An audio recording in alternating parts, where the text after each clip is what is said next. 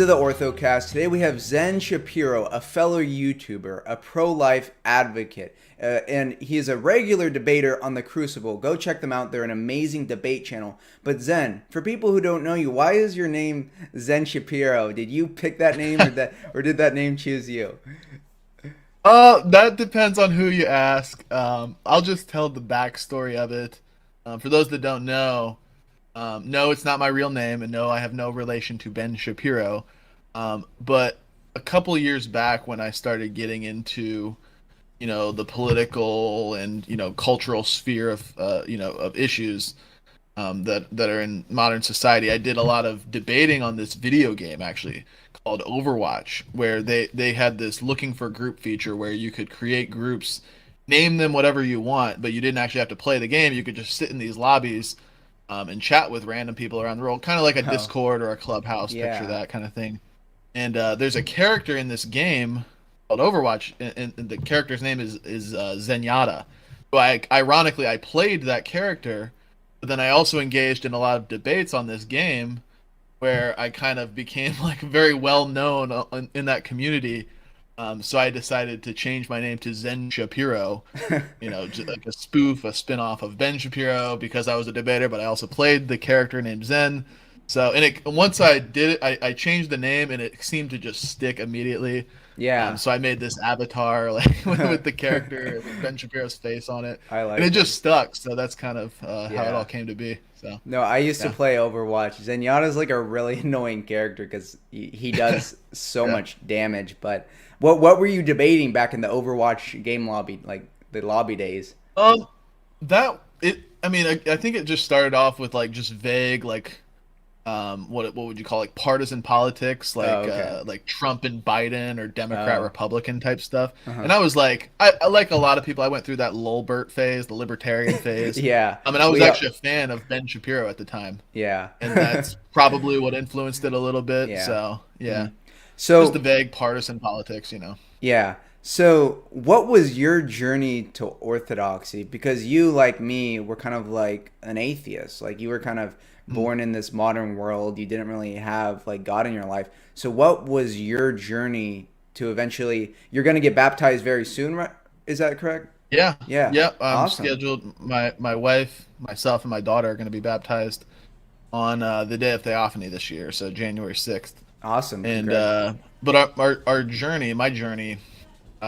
So yeah, like you said, I was an atheist for probably the first 24 years of my life. I'm 27 now, so Hmm. most of my life I was atheist. I lived in a secular house, never prayed, never went to church. When I did, I hated it, and I was forced to go. So I never was involved in this kind of stuff until around like the 2018, 2019 time period, where Trump kind of came in, like he kind of woke everybody up to the cultural and political Yeah. issues The of lies, you know media. yeah, yeah, like whether you love him or hate him, like him or not, he woke a lot of people up, Hmm. and it kind of just like made me a little bit more aware of what was going on, and I started to look into things that I previously didn't care about. I was just this blue-pilled, like, picture your typical cringe degenerate activities that most people that are in their 20s do. That's probably what I was doing.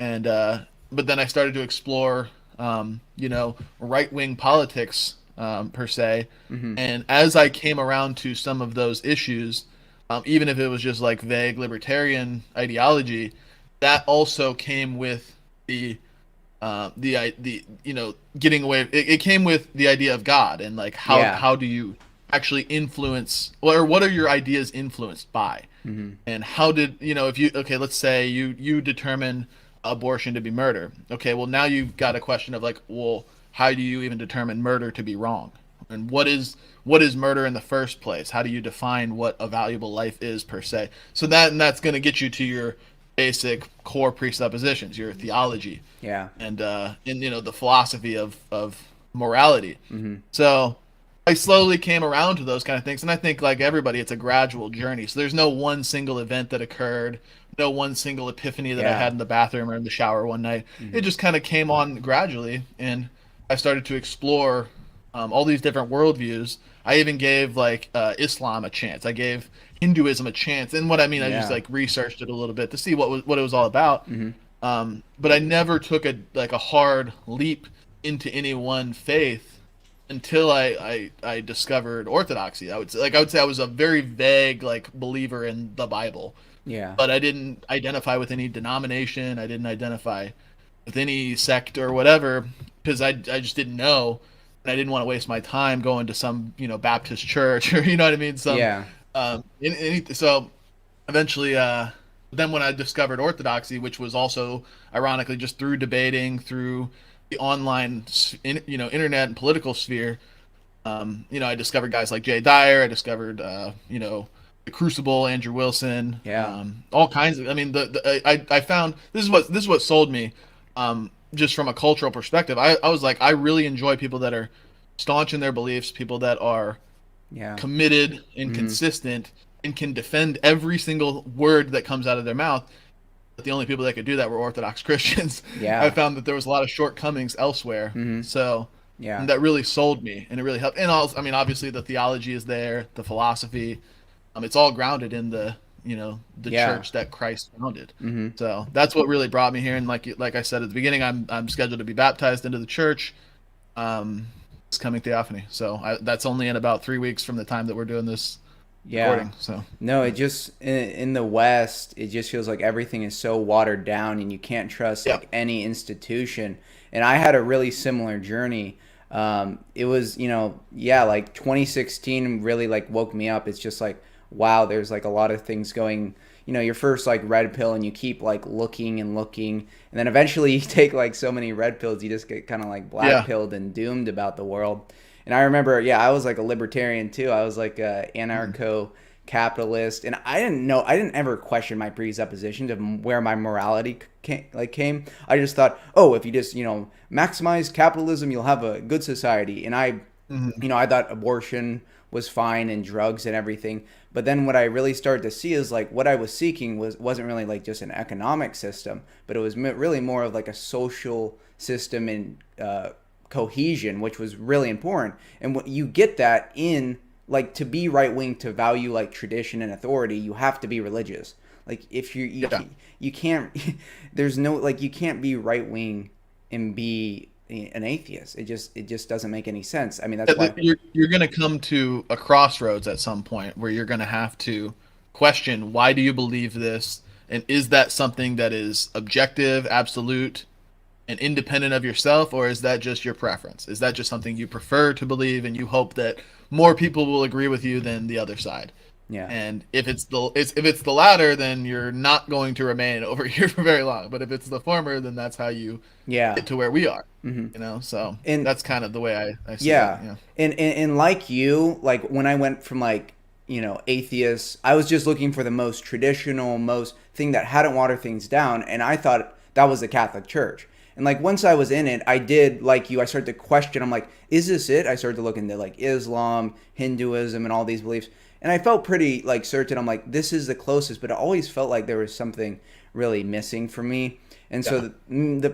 the more becoming more and more traditionally Catholic, I started to see all the errors in the Catholic Church, which eventually led me to Jay Dyer and the Orthodox spear, and I'm like, wow, this is exactly what I've been looking for. Like all of the good things, all of the like this is really real, unchanged ancient Christianity. And Yeah. I mean, like you were saying, And Orthodox Christians can defend their beliefs. But what were you gonna say?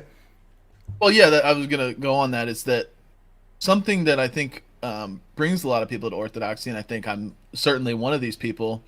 And I didn't really know it until I heard it from somebody else.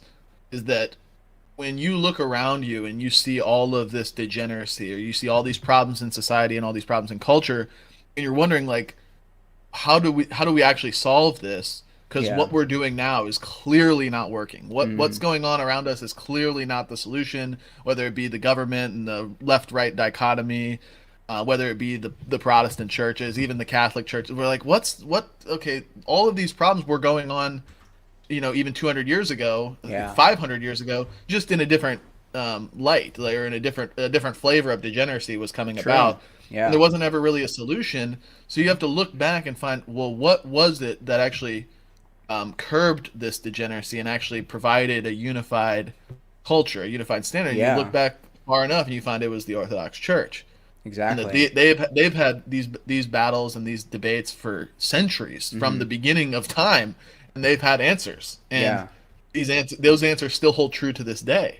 So there's no mistaking it once you find it. Once you find the truth, once you walk into and experience your first divine liturgy, there's no mistaking that is the true faith and the true light that you're seeing in that church. So Exactly. I think Yeah. it really helps to when you're seeking when you seek it out, you find it, and Yeah. it's always going to be the Orthodox Church. So yeah. If you're seeking, Christ and the truth, and you keep, drilling down and asking the questions, it will lead you to orthodoxy. And the great thing, like you were saying, is that, we don't have to reinvent the wheel. We can look to the church fathers. Like most of the issues we're dealing with, most of the, religious heresies and like other religions are things that the church fathers dealt with like over 1,000 years ago. Like all of this stuff is nothing new. It's just kind of like you were saying, it's just like, maybe it's a social issue, like degeneracy in a new flavor, but also like heresies and philosophical errors. They're just, packaged a little different, but they're the same fundamental problem. So that's why, as an Orthodox Christian, we have to, we need to be humble and submit to the church and look to those before us. But in this journey, me and you, were you ever pro-abortion when you were a libertarian? Because when I was a libertarian, I was pro-abortion. I didn't care. Yeah. Because I didn't. I would say, yeah. Yeah. My whole life, like through my atheist period. So to get a little more specific, like my atheist period, I was mostly like apolitical throughout my teenage years and whatnot, and my young adult years. But I think the first time I got involved, I was like just like absolutely oblivious to what was going on, and I voted like Democrat in 2016 or something. Oh. Out of pure ignorance, like literally didn't know what I was talking about or what I believed in at all. Yeah. But I was certainly pro-abortion. I was absolutely pro-choice. Yeah. Couldn't really explain that one either. Just felt like it, And that was one of the big issues that I came around on throughout my experience with just exploring politics, exploring cultural and social issues. It's a big shift. It's probably one of the major wedge issues in our culture today, where it's like either you're going to be pro-abortion and all of the rest that comes with the left, or you're going to be anti-abortion and all that comes with the right and the Christian worldview. Yeah. So I came around to that, but actually before I ever discovered religion and discovered my faith, and maybe that was because I just didn't know. I didn't know that I was religious. Like I would say, like I came to this belief because I know that within you, everybody does, that killing another human being is wrong. No, that's the thing, is even my friends, I was like talking when I was a Christian, I'm like, well, why do you support it? And they're like, well, I know it's more murder, but like, yeah, it's just easier. Like like they would admit it that it's murder. I think everyone knows deep down that it's murder, and they try and justify it. Oh, it's just a clump of cells. Okay, well, whatever. You're just a clump of cells. It's still murder. And like the thing that like really woke me up to it was just seeing like the type of people that support abortion. Like it's just kind of sad. Like they're like it's a like kind of like a pride thing. Like because they'll get these, like a lot of them will get these shirts about shout your abortion. I've had 10 abortions, and it's a good thing. Like it's like they go so much further. And then also another like big like waking up for me was seeing like what is causing most abortions. It's just because people are having sex out of marriage. And that's avoidable. Like there's no excuse. And like, I think the Christian worldview is like very consistent in that way, that it's not just that we're like, we're not just anti-abortion, but we're pro-family. Like we want people to be having good, healthy families again. We want them, you should wait till marriage to have sex, and then you don't have to worry about that. Like nothing good comes from this promiscuous culture, like just more STDs, more abortions, more, and all of this costs more money because it's more like healthcare expenditure. Like nothing good comes from this. So yeah. There's only a few types of people that are like do you think every worldview can be categorized under like 3 or 4 different labels? You know what I mean? Like in any type of worldview that you name, like you're either going to be a materialist, a naturalist, that kind of stuff. Like when it comes to even the pro-choicers, like there's only a few different kinds. It's like there's the people that are just purely ignorant and just don't know what they're talking about. Maybe that was what I was. Yeah. People that are like all about this bodily autonomy, like my body, my choice thing, Mm. and those are often the most like what do you say, like D- not flamboyant, but just zealot, like the most vocal. zealous. Yeah. Yeah, zealous. That's a good word. Yeah. They're the most zealous about Uh, like my body, my choice. They're the ones that you see at the rallies, at the protests, yeah. holding the signs up, that kind of thing. And then there's like the philosophy bros who have this like Yeah. articulated Mm. syllogistic reasoning for why they're pro-abortion, and they're often vegans because they value the sentient life, that kind of thing. And there's different avenues to approach all of them with. Um, Yeah. but like I said, the vast majority of them are the my body my choice people, the the bodily autonomy Mm. Yeah. zealots, and Yeah. that actually speaks to the culture of the West, because that's what Western philosophy is individualism, individual Yeah. freedom. I don't Radical. need anybody else. Mm. They don't need the authority of the church. They don't need the authority of the government. All they need is my body, my choice, and Mm. my decisions what to do with it. And Yeah. that's when you end up, and it leads to major contradictions, like when The- it comes to the body of another person and when that actually begins, whether that's at conception or some other point. yeah. And for the record, I, it is at conception. mhm. So And all this. that's what. Yeah, Yeah. go ahead. Oh, sorry. All this kind of starts because it's like, if you think like the papal Protestants in the Catholic Church, like they have their Pope, and I think the Pope kind of like replaces God in the church. But then in the Protestant Reformation, it's like you're your own Pope, and that's what it is now in the Mhm. West. It's like they're their own Pope, they're their own Yep, God. They can, exactly. and that was another And like that's what. Yeah, go yeah. ahead. Go ahead. Another like waking up is like seeing like they literally treat it like a religion. Like it's not just like, Mhm. oh, we're atheist and we don't do religion. It's like no, they just make something else their idol. They have a different set of dogmas. And that's like Mhm. that's like one of their key dogmas. Like I'd say their key dogmas are definitely abortion and like antinatalism, just anti-humanism. And Darwinism is a part of that too. Like they Yeah, think I think yeah. you can chalk it up to three things. Mhm. It's um, we all came from fish. We can have sex with whoever we want, Yeah. and we can abort the offspring if we don't want it Yeah. after having sex with whoever we want. Seriously, Exactly. I think that's how you could boil down the That's modern yeah. atheist's brain. And Seriously. if you say anything against it, you're a heretic against their Yeah. like. It's just Yeah, a it's Nazi, totally yeah. it's Yeah. totally All of just the rest. inverted. So Yeah, but it's important. Real quick, sorry. It's like yeah, it's important to know, like when you look at this, this individualistic mindset that everybody has, and all they care about is my body, my choice. That calls into question, like, what are you actually going to do? What do you want to do with your body? It yeah, seems that everybody who believes in this stuff just wants to serve themselves and increase hmm maximize their their own own pleasure. pleasure. Yeah, They don't really care for anybody else. uh-huh. They might say they do, but they simply don't. And that's one of the reasons why democracy fails, especially in the West, because everybody's just going to be voting based on their own self-interests. Yeah, Well, how are you going to have a functioning society where people are looking out for one another if they're only voting based on what they want, what I yeah. want? That Not what you want, not what we want, what I want. And that and then you see what happens yeah. because of that. So, That's yeah, what that's I what I wanted to add there. Go ahead. Yeah, that's perfect. That's what I despise about like the libertarian philosophy where it's like, well, why do you care what they're doing? It doesn't affect you. Like if everyone's like, being embracing in like degenerative activities, they aren't having families, they're having abortions, they're just smoking drugs all day. Like that affects us, and like that was another big shift. It's like it's not just like we live in a society together, and it's not just about your radical self-determination. It matters what your neighbor's doing. Like you need to like the nation should be like a big family, and like everyone, we should be on the same page, or at least like we need to at least have some basic agreement, and like maybe there's some room for debate, but yeah, I think that's A a unified standard. You have to have a yeah, unified exactly. standard of what is good and hmm what is the authority Yeah. that determines what is good. hmm So, but we don't have that in the West. Like the unified standard of the West is that there is no unified standard. Yeah.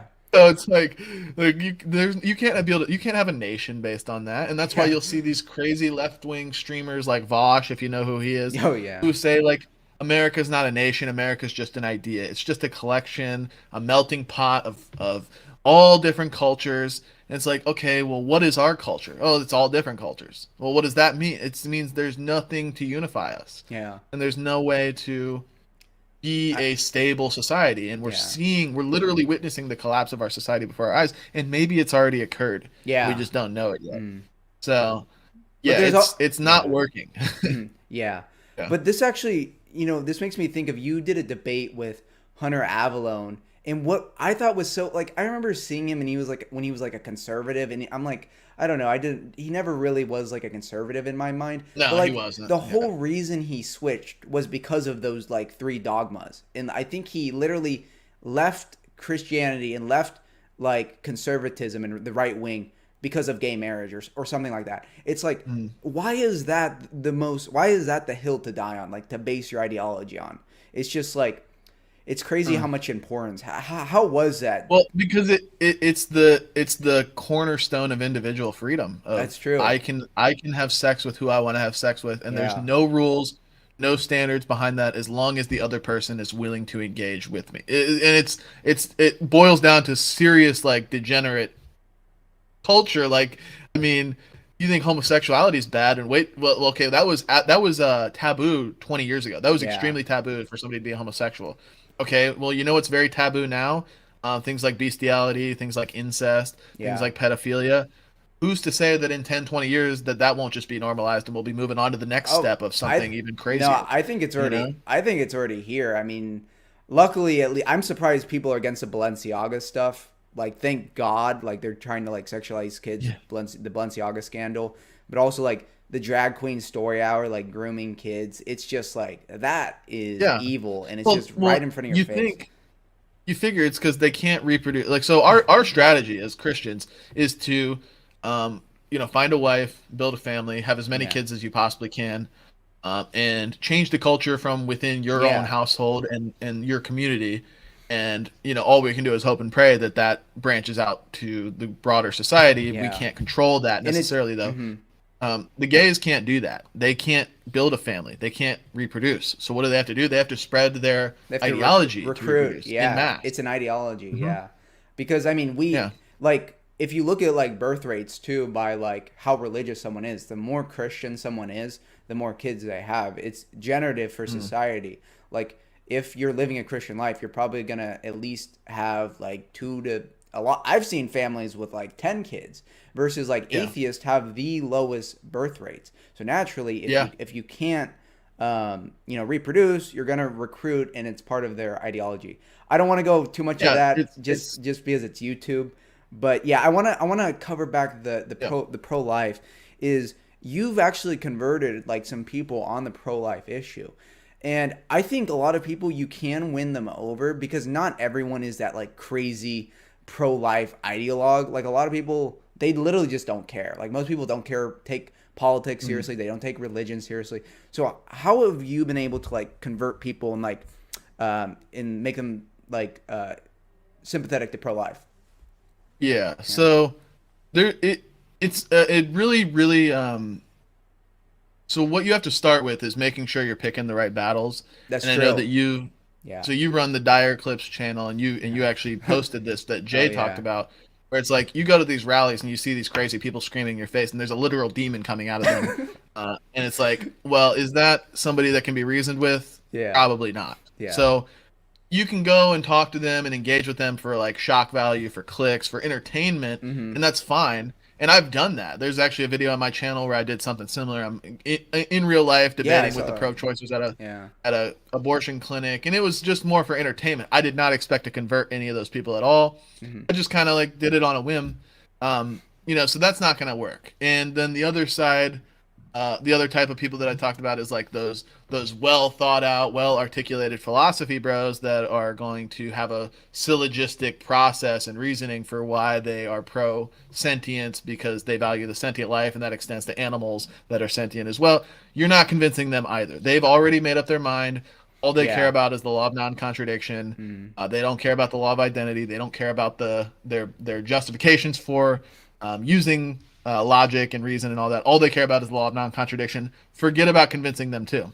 Yeah. You have to really look at who you're targeting True. to convert somebody. Mm-hmm. And you'll notice if you go on like my channel, where I've actually converted people, the only ones that it actually works on are those that are willing to listen and Yeah. actually willing to answer questions honestly and willing to engage honestly.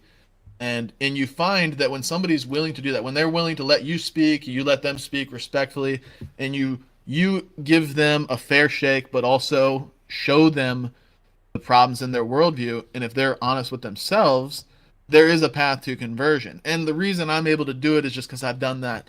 I've engaged in the pro-choice, pro-life debate literally thousands of Yeah. times, That's so it's like almost like a science to me. yeah. So That's like I know the path, but yeah. yeah, go ahead. That's like Go ahead. your issue. Like if you want someone who to debate like pro-life, you got to get Zen. And so do you like in this journey from like, going to atheist to Orthodox, you in, kind of getting into like debating and stuff, you got really into like philosophy. And so Yeah. how has that been? Because you bring up philosophy a lot. Do you bring that up like when you're talking to the average person? Like, do you kind of like question their presuppositions, or how do you apply philosophy? Well, Yeah. that's another one where you have to do a real balancing act, because on one side, philosophy is the most important thing that you could possibly talk about, like your Yeah. meta ethics, Hmm. your metalogical Yeah. presuppositions are the most important thing that inform everything else that you believe in.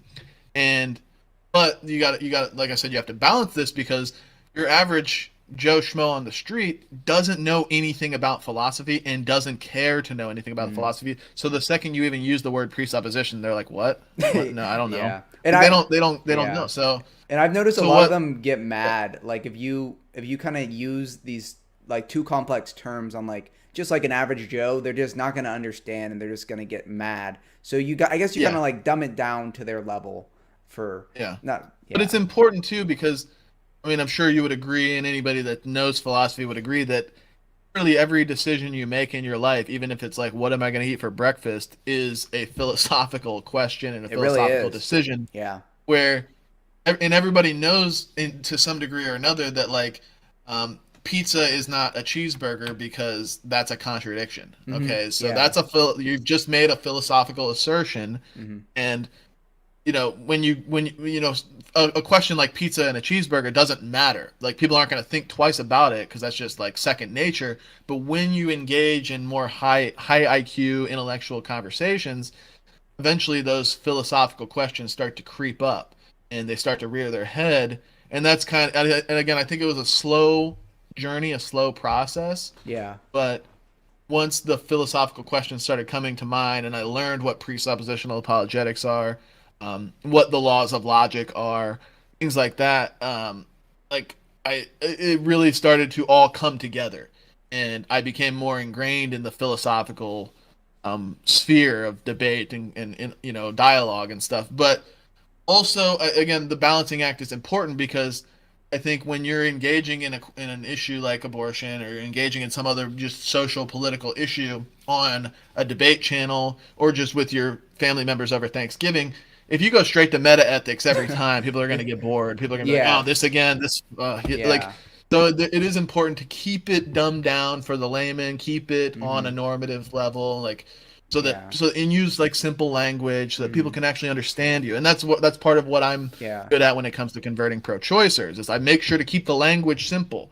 I don't want to get into the complex scientific philosophical terms, because Joe Schmo, who wants to get into his next game of Overwatch, does not care Yeah. about these philosophical Yeah. terms. He just wants to talk to you like a normal guy Yeah. on the street. So Hmm. that it's important to be okay. And this is, I know I'm rambling a little bit, but No, you're doing good. this is a Yeah. tool that Orthodox Christians have, that I've noticed, and a lot of people on the right in general have, that the left simply does not. And it's that we can be personable. We can just Yeah. make things simple. I'm a guy that you can go have a beer with after work or after whatever, and we can enjoy our time together. Whereas these philosophy bros, like, there's no way that they could enjoy a Thanksgiving meal, because they're going to be asking their whole family to name the trait. You know what I mean? They're going to be like, they're going to be Yeah. asking all these philosophical. It's like Yeah. you You can't. cannot approach somebody Yeah. like You that. can't They're just. just going to shut you out. Yeah. You can't be So, like a logic robot. Like you should use hmm logic, but you need to be a real human being with Right. emotions, and realize that it's not just about winning the debate. You like, yeah, yes, that's important in using logic, but you're really trying to like win over their like mood and their like, you're trying to you Yeah. need to be, a human being. You need to be like assertive but likable. Like if you Yeah. watched our debate versus Synth, the evolution debate, Synth just wasn't a likable guy because he was getting in the mic, he was screaming, he was calling people names, and it's like even he didn't win that debate, but even if he did, it's just people don't want to listen to people who are just rude and mean, and just people you don't want to be around. And that's important as a Yeah. Christian, is like we need to be like, like be, you can be assertive but also be like, behave like Christ, be like a Yeah. likable the person that's nice to be. It's called rhetoric. It's Yeah. literally it's rhetoric. It's Hmm. you got to have some proper mix of rhetoric and logic. Like Yeah. if you're just like blatantly illogical, like people are going to write you off no matter how charismatic you are. Yeah. Though that's not always true. Like it's somebody like Trump, or it's like, but then also if you are purely logical, like picture the Ask Yourself community, who's purely logical but has no rhetoric whatsoever, no appeal Yeah. to the person watching, then they're all nobody's going to take you seriously there either. You're like, what is this robot? I don't like. Yeah. It's like I don't want to interact with this guy. Is not likable at all. So it's like Yeah. you're not going to get anybody that way. You have to be personable, but you also have to be logical and make sense. So Exactly. that it's a fine line, and it's honestly like there's not really any formula to it. It's either you have it or you don't, and it's something that maybe you acquire with experience, but there's no way to teach it. Yeah. So it's it's very, Uh-huh. but it is extremely important. Hmm. Yeah. I mean, we saw that when both you and I have debated T-Jump, and both Yeah. T-Jump, he both called us, dumbass. He calls us names. Dumbass. Yeah. Yeah, he literally says the same thing, and it's just like, it's just not pleasant. It's not pleasant. It's not fun to debate someone like that. Like you want to, and Mhm. it's not fun for the audience. It doesn't look good on him. And I thought that debate was just, I mean, you won it, but it was just sad how soon he just wanted to like kind of, just totally just ruin the debate, because he just like asserts, Mhm. these atheists assert that they're right, and then they just call you names, and they just don't like Yeah. realize that that's not appealing to the audience, and that's not a good Yeah. argument. Like T-Jump, so in the T-Jump debate, he said, well, this one legal case said pregnancy is what they say, pregnancy, like aborting your He said it baby. was self-defense. Yeah. He says Yeah. that abortion is self-defense. Yeah, because pregnancy is like damaging to you, therefore you can abort it because it's self-defense. And then he Yeah. just, I won, you're dumbass. And it was just like, yeah. Yeah, that's T-Jump though. It's I mean like I said, he's probably the most widely regarded unserious debater on the internet. And Yeah. he self-admittedly like only does it for money and entertainment. Yeah. He doesn't do it in good faith. He doesn't do it to change minds or change Mhm. his own mind. He does it because he thinks it's fun and it makes him money. And it Yeah, probably does both of those. it does. Yeah. Because he's decently popular. Like I mean, give credit where it's due. He's got a few thousand subs and probably gets Yeah. good super chat money or whatever. Whatever, who Mhm. cares? But Yeah. the thing is, like, I couldn't do it. Jay couldn't do it. You couldn't do it.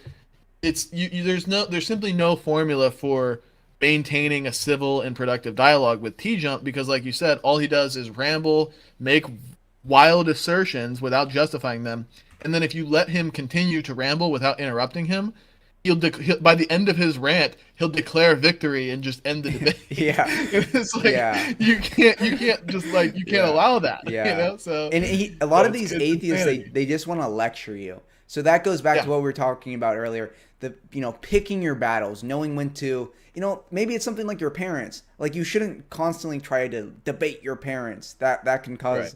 a lot of problems. A lot of times it's better just to pray for them, to be a good example. Otherwise, it's just going to cause the other person pain. It's going to cause you pain. It will build up resentment. So just knowing Yeah. when to, you've got these toolboxes of like knowing, like philosophy, and like knowing when to apply it.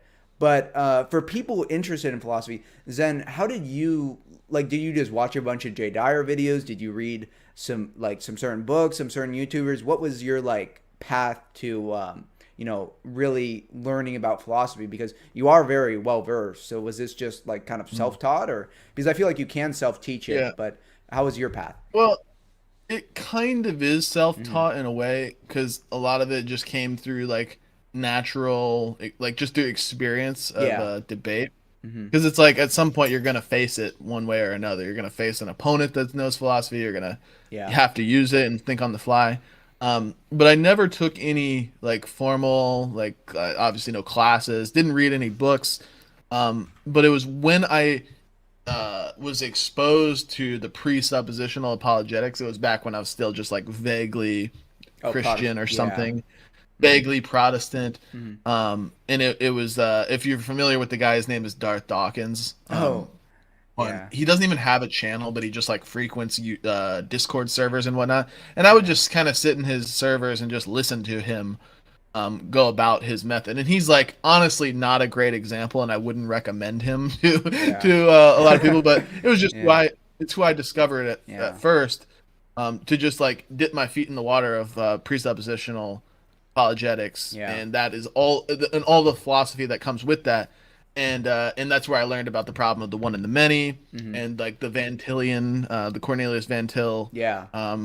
school of philosophy with Hmm. Greg Bonson and all those guys. Yeah. But so I was very well versed in like Western precept, but then somewhere along the way I discovered Jay Dyer, I discovered Father Deacon, Dr. Ananias, and these guys that are Orthodox philosophers, Yeah. and they provide a much more coherent and Hmm. complete version of philosophy Yeah. that it was very palatable to me because I noticed, and I don't know if this is like just particular to the Darth Dawkins guy, but if you've ever watched him, are you familiar with him?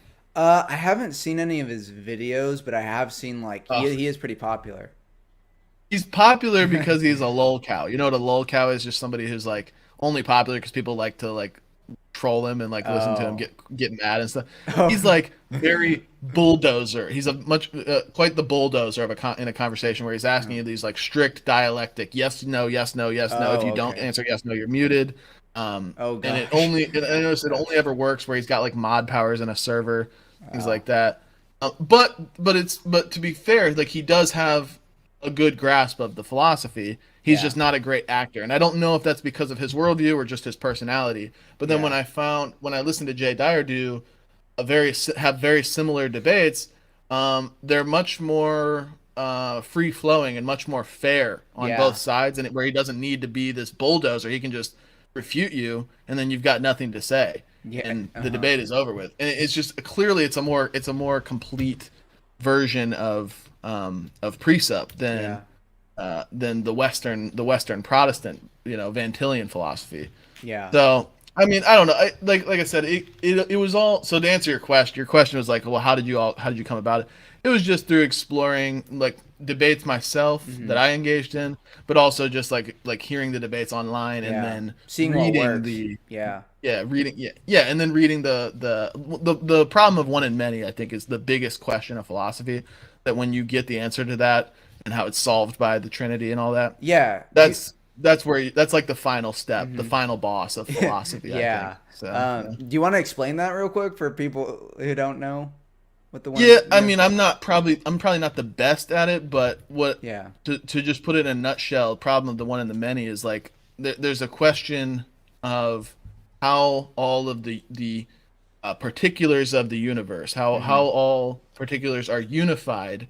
So how do you get your one and your many to be unified under one standard of truth, or under a single standard, under a single Yeah. hierarchy? And it's like the question is like, is it one? Is the ultimate standard of truth, the ultimate standard or source of reality, is it one singular thing?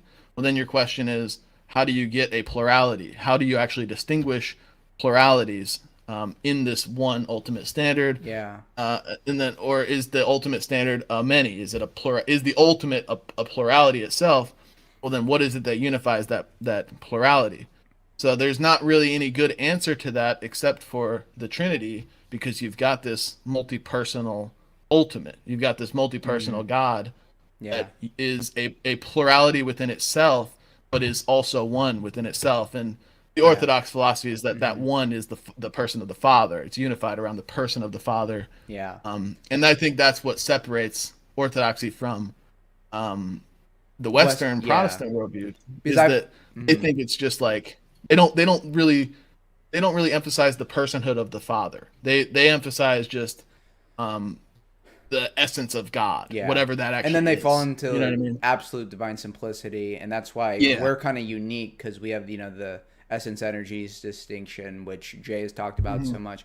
But that's been the best way for me to learn philosophy, is you just got to like watch a lot of debates and see what works. Yeah. I took a philosophy of science class. I thought that was really interesting, but it's literally just like YouTube. Like the professor, he'll give you some books, he'll ask you to write some essays, and so you can get that like like a good philosophical education on YouTube. Like if you watch Jay Dyer, there's also this there's this one philosopher I like. His name's like Daniel P or something, but he has a lot of really good lectures about every different philosophical topic. So what I did is I just I had like a work from home job at the beginning of the year, so I would just watch Jay Dyer and I would make clips at the same time, and that's why I have Dyer clips. But like watching all of these, I would just say, oh, that's this is how this is how he would approach it, and you get kind of an idea of how they would do that. And anytime I'm like, oh, what does that term mean? Then I was kind of like search it, and then getting philosophy books too, like learning about epistemology, metaphysics, ethics, all what's it called, philosophy of science, all of these really important things. Is like that's the best way that I learn, is just kind of like to dip your feet in, and then just to kind of like learn as you're like, what is that term? Okay, I'm gonna look that up. But that's been the best way for me. Yeah. And I think a lot of people overlook this, and I mean, it's hard to put your finger on precisely why, but you can't emphasize enough the importance of debate and the education that comes from it, because that's what everything we've ever known or learned, whether it be in terms of theology, philosophy, science, no matter what it is, we've all come to these conclusions through debate, through rigorous debate, disagreement, and discussions about it.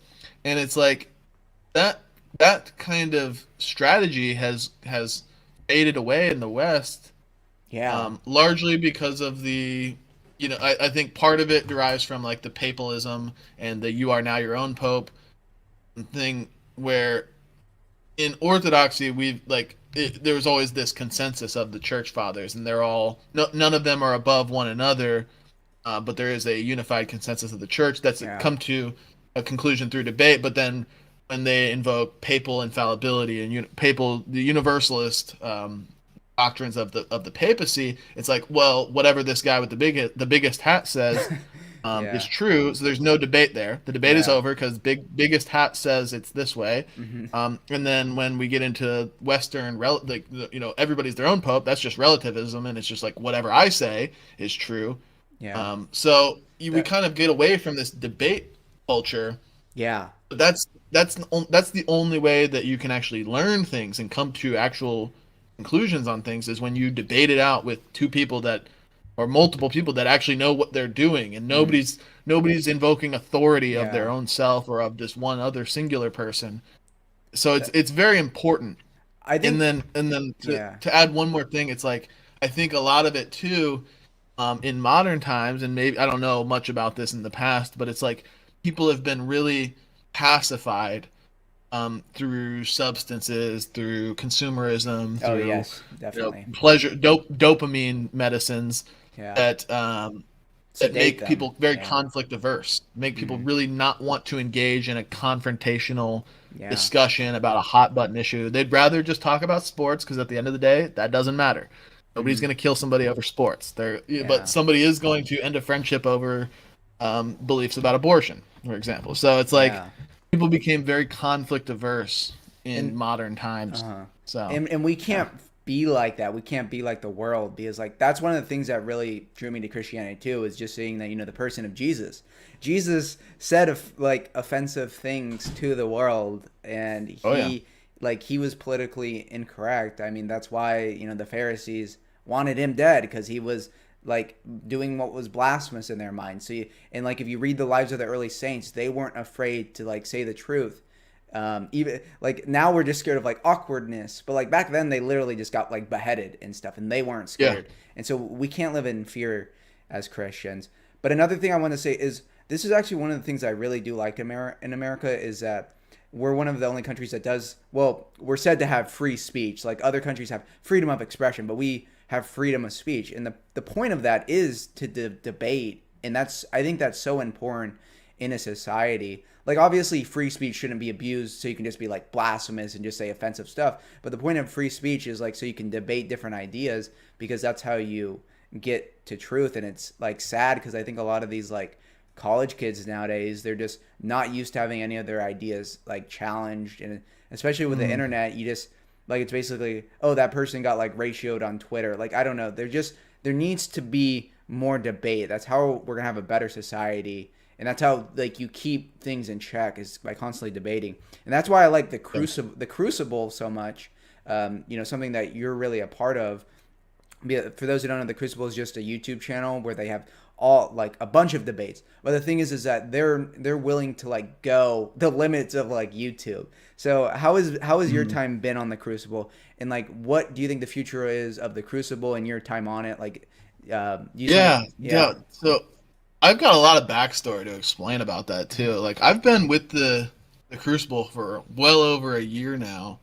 But like I said, my journey kind of like in the debatosphere started off like just online for fun, just in these like, you know, Overwatch groups and these Discord servers, just kind of for fun, not public, not recorded, anything. yeah, But then I discovered this channel called Politically Provoked, which is like what would you call like the predecessor to the Forerunner, Crucible. yeah, Yeah, and actually Andrew Wilson, who went by BPF officially, like Big Papa Fascist, was his like official everyday name on yeah, that site.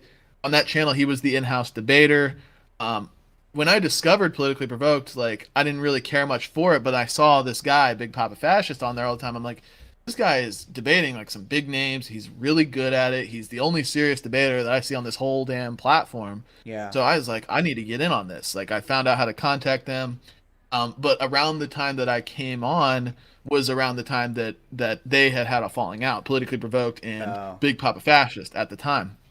They had a falling out, so I came on. I didn't really have any personal connections to anybody, so I just went on and started doing some debates on Politically Provoked, and then but I also like was privy to Andrew Wilson and what yeah, he was doing because he had just started the Crucible, and I was like, well, I don't have any loyalty to either side here, so I'm gonna go on both shows and I'm gonna yeah, debate on both shows. And I found that Politically Provoked was just like this, like it wasn't a serious debate channel. It had a good brand and it had some good big names on it, but the moderation wasn't good. The audience was not authentic. It seemed to yeah, be like really just seeking shock value and clicks rather than like high intellect and mm-hmm, like like substantive debates. yeah. But then I see on the Crucible, Andrew Wilson is un, un unquestionably the best moderator on the planet.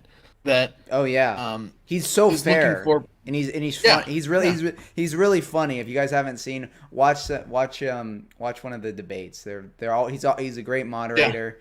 It's just a great.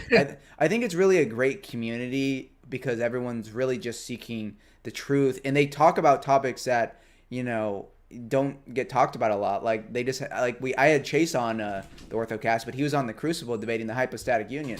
I mean, Yeah. not a lot of Yeah, places it's go good. that It's deep. good topics. Yeah, Mhm. good topics with good interlocutors, with good moderation, with a good Yeah, chat.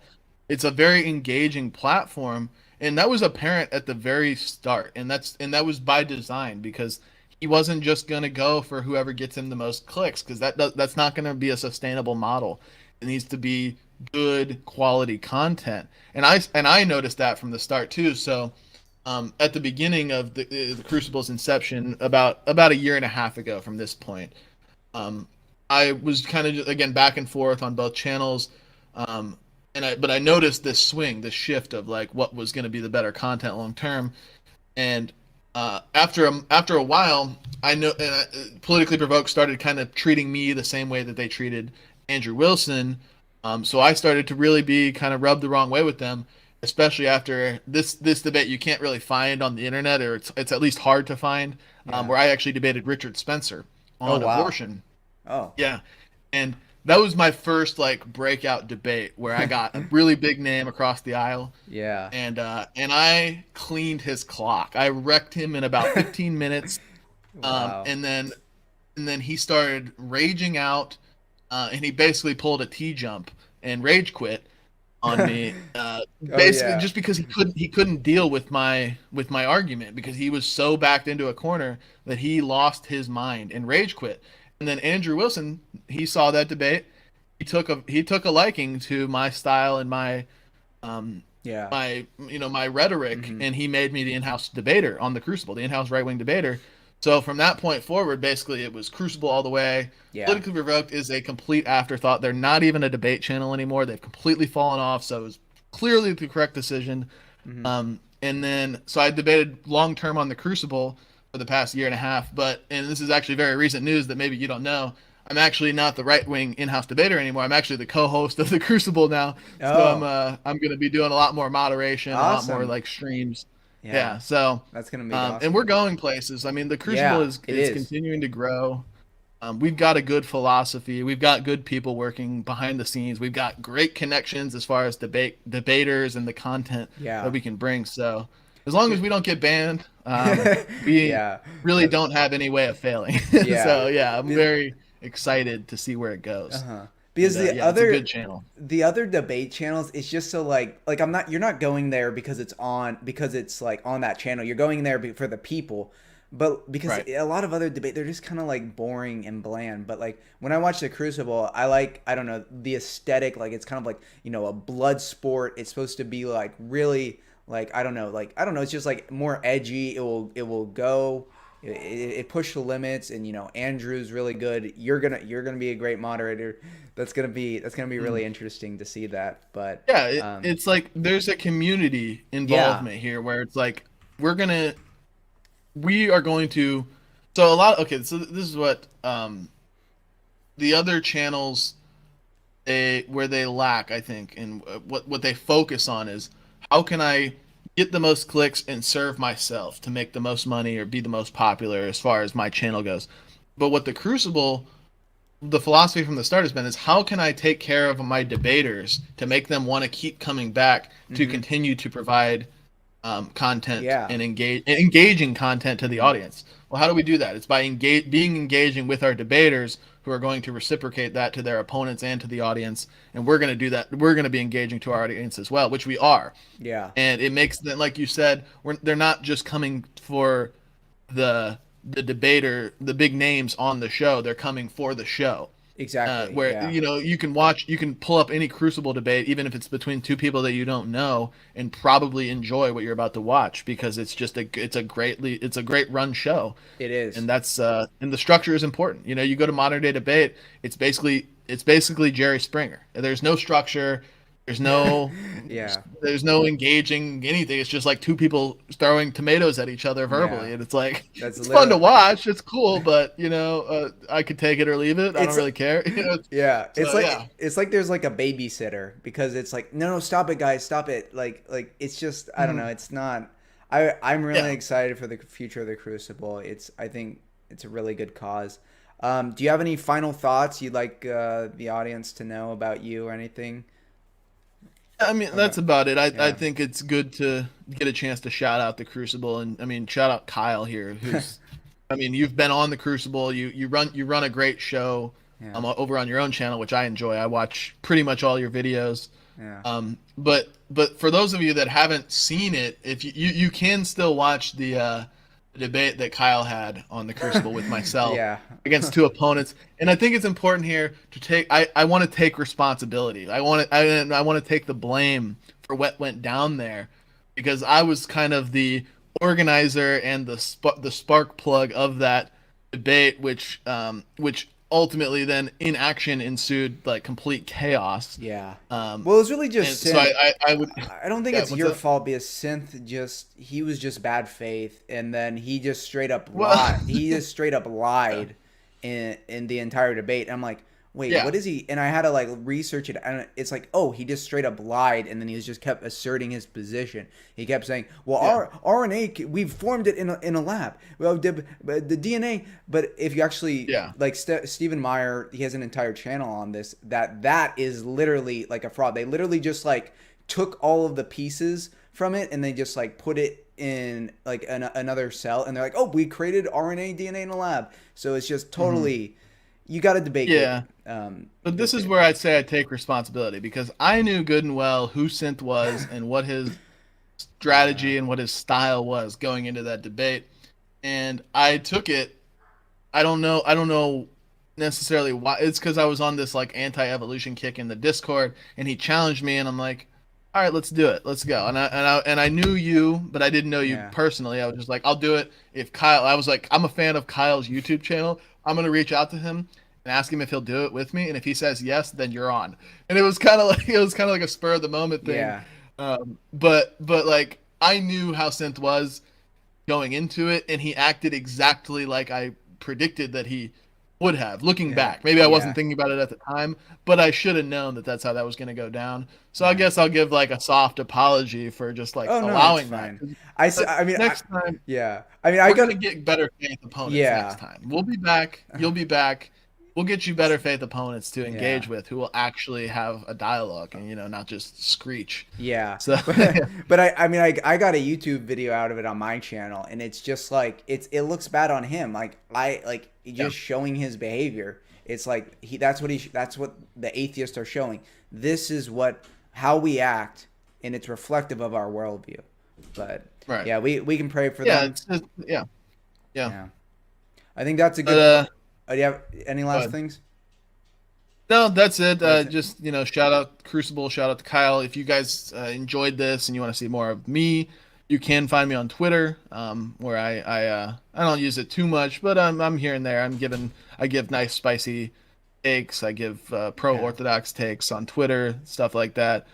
I occasionally post to my YouTube channel if you want to find me there. But yeah, I'm gonna be around. I'm all over on all kinds of channels, mostly the Crucible, but I go on all kinds of channels and engage with all kinds of people on the internet. I've duked it out with the best of them, including Richard Spencer, TJump, Destiny, the whole yeah, vegan community, like the Obbies and Ask Themselves of the world. Like I've been in the ring with yeah, the top tier opponents. So if you want to yeah, see high level debate, that's where you can find me.